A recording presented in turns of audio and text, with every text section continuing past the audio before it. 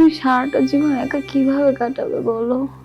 তোমার লাইফেও তো একজনকে দরকার আছে, তাই না?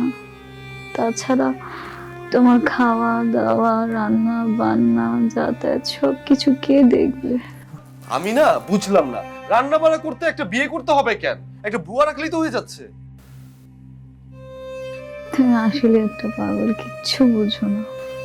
সবকিছু কি আর বুয়া পারে? একটা বউয়ের কাজ কি বুয়া করতে পারে বলো? তুমি যাই বলো, দেখো আমি অন্য কাউকে বিয়ে করতে পারবো না।